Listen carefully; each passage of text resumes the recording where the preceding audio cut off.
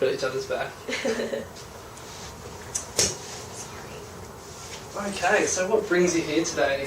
Well, I have chronic fatigue syndrome, and I am wanting to get some tips and advice on how to integrate back into physical exercise after sort of having a hospital stay and doing some light isometric exercises like yoga.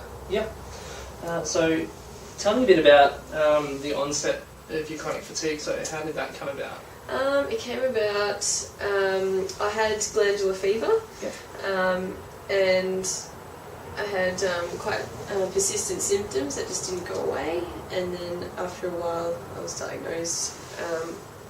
I had lots of like flu-like symptoms and very strong fatigue. Yeah. So how long did that last for?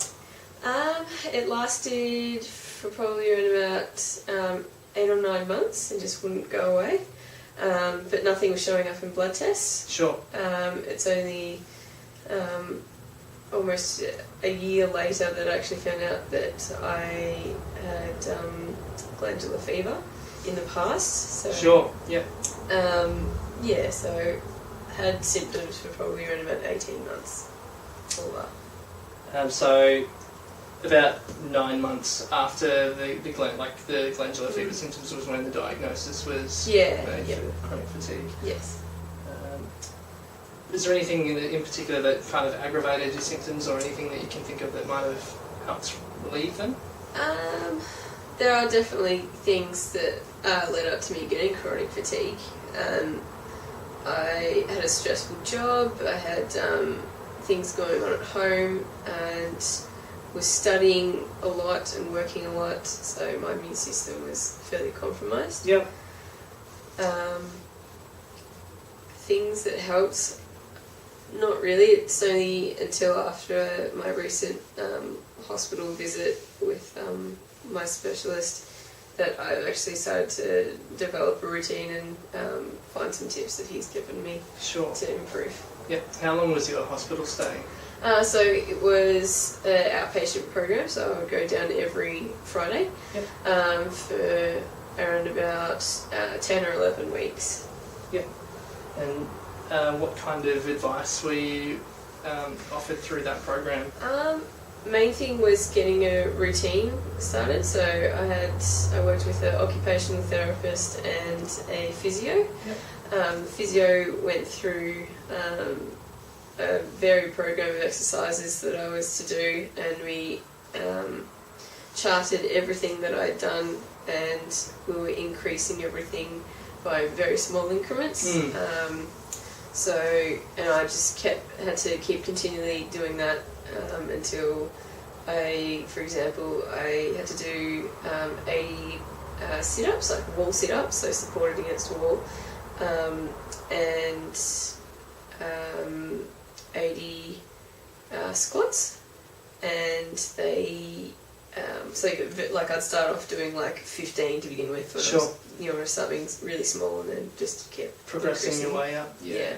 So by the end of that program, 80 was the full amount without any rest in between? Yeah, no rest in between. That's quite a fair amount. Yeah.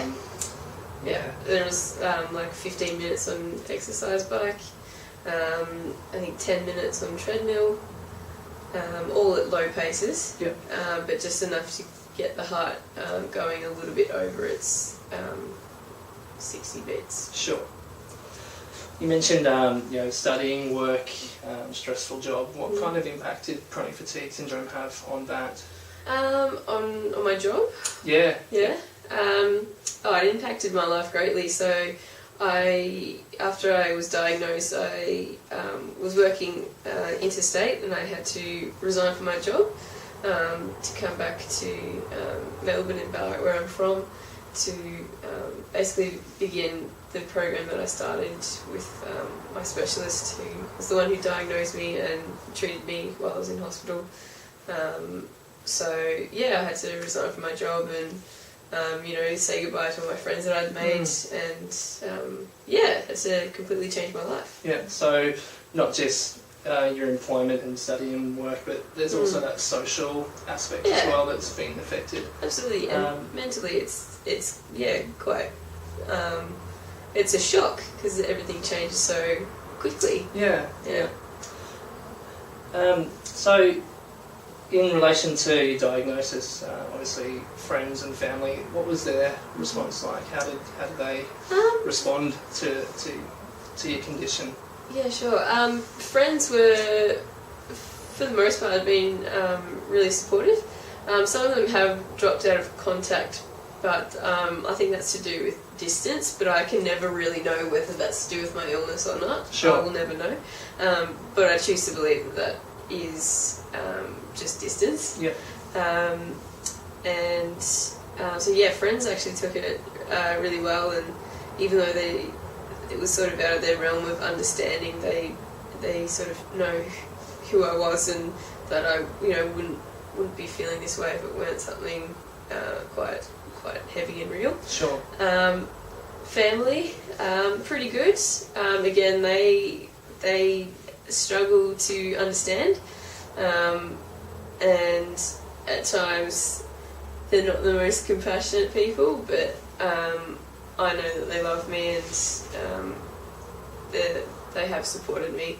It's just going to be trying at times, which I understand, because it's just so hard on you, like in every aspect, physically, mentally, socially, and I think you end up sort of taking it out on them, so sure. They can bite back a little bit, yeah, which is understandable. Absolutely. I imagine that probably wouldn't make things a bit easier No, for you as not well. at all. So, in terms of your signs and symptoms, can we dig a little bit deeper into that? Sure. What kind of things, physically, mentally, you've mentioned that you've been affected? Sure. Yeah. So I had gastrointestinal disturbances. So I found out after I did an elimination diet that I do have some food intolerances, and I still am quite exclusive with my diet. So I avoid all grains, all dairy. Yep.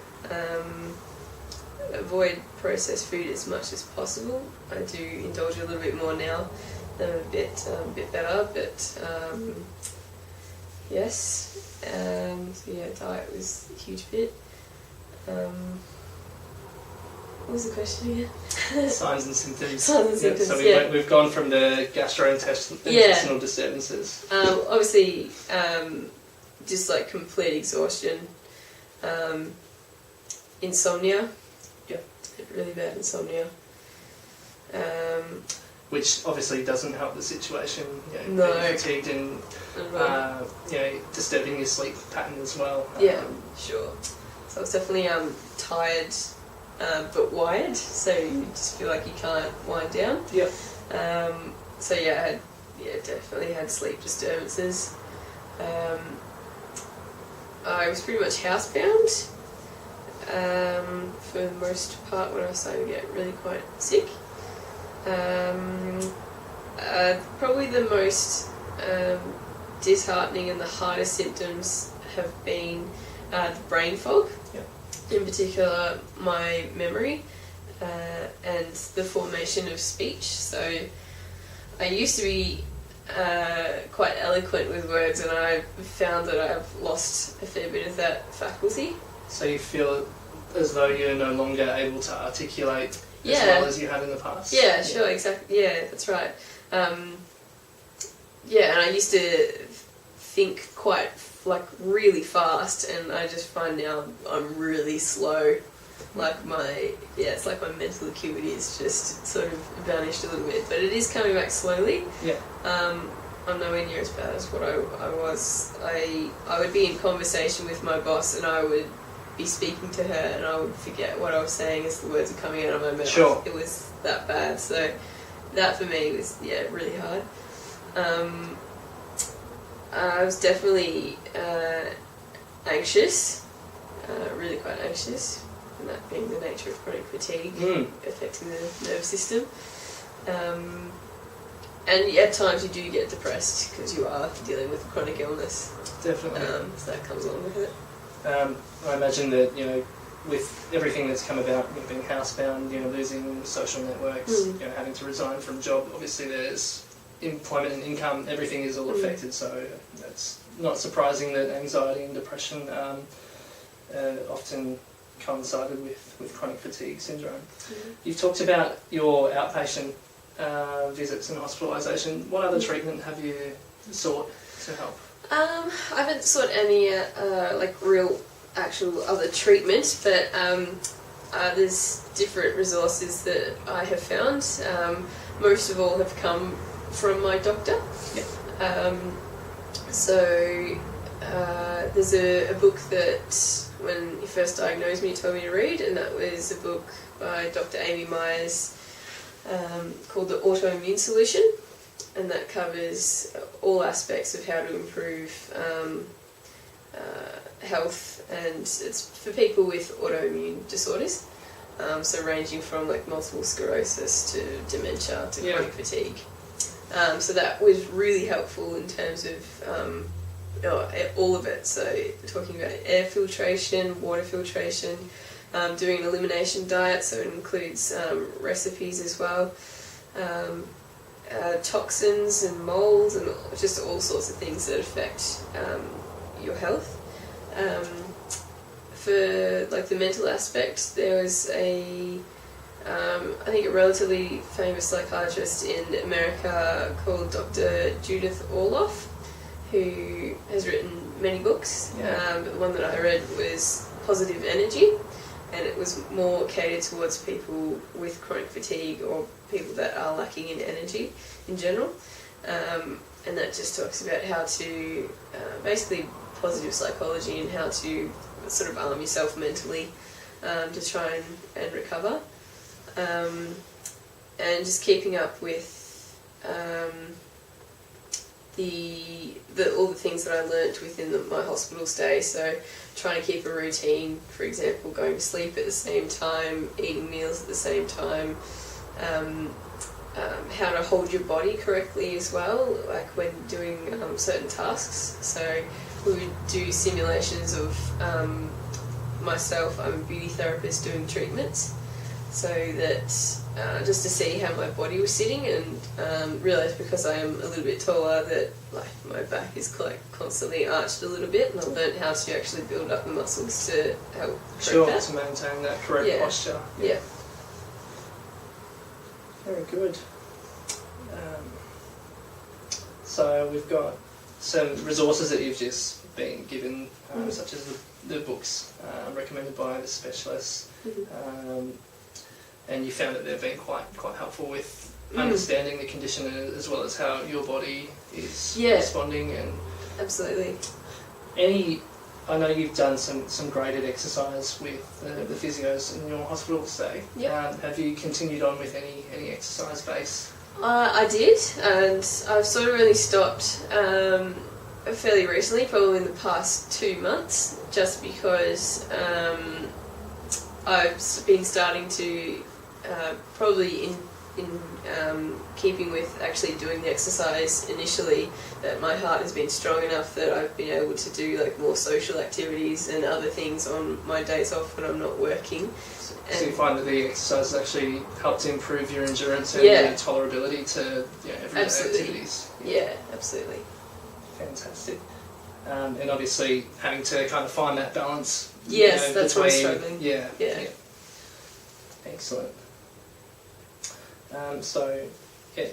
Can offer you some advice if you like. Obviously, you're probably aware of this already, but exercise and those behavioural therapies have shown to positively influence symptoms of persons with chronic fatigue. The recent studies are suggesting that more of that time contingency, so that pacing is more likely to elicit positive outcomes as opposed to relying on your symptoms, how you're feeling. So that graded, as you said, you started off only doing 15 reps of an activity and slowly building up.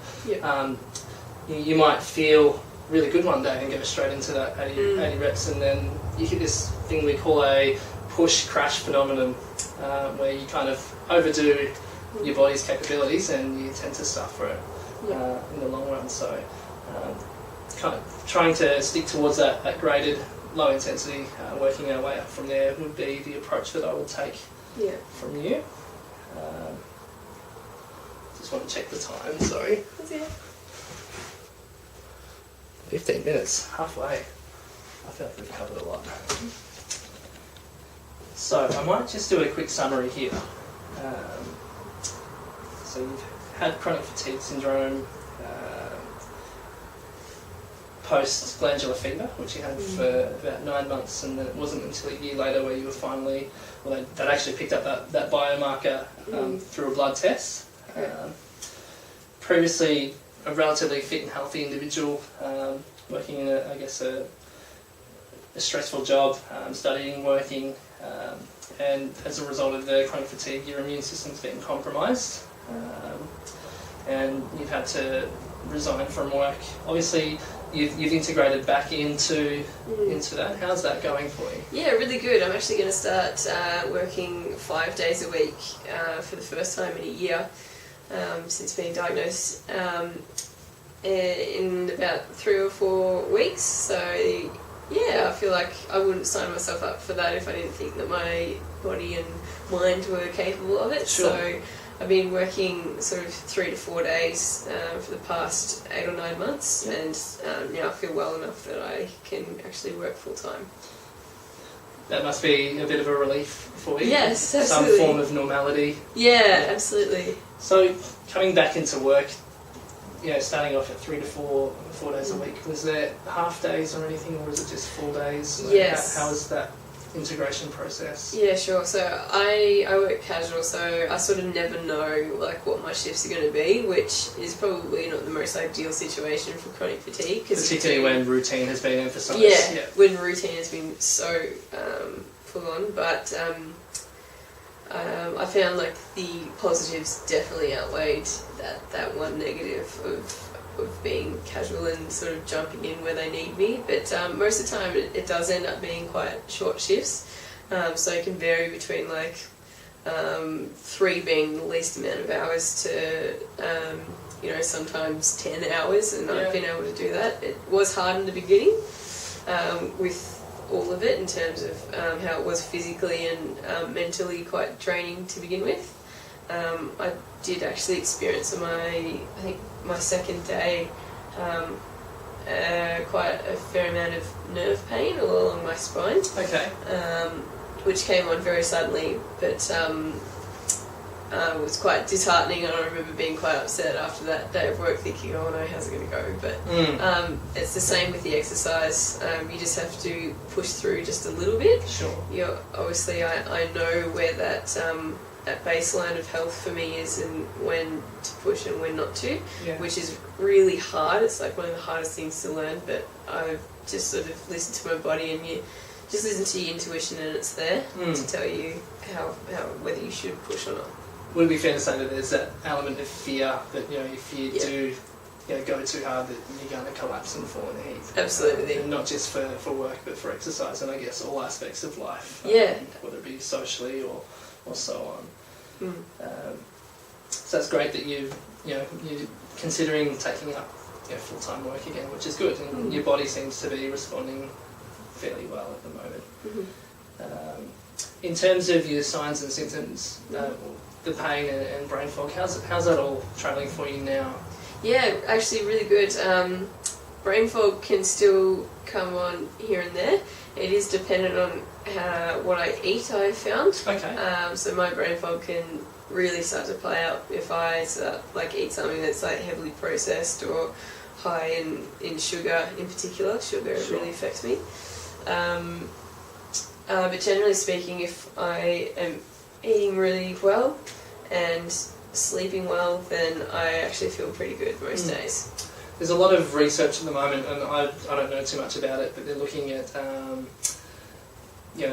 gut and how that can influence. I'm not sure, you probably know more than me, but it seems to be opening a few doors for more research in the area. I completely agree with that gut health is huge, because I just know from my experience how terrible I can feel if I go on a food bender compared to what I eat normally, and it's quite remarkable, the difference. I don't know why that is with people with chronic fatigue or people who are ill, but I believe that gut health is huge. Yeah, absolutely, and you would have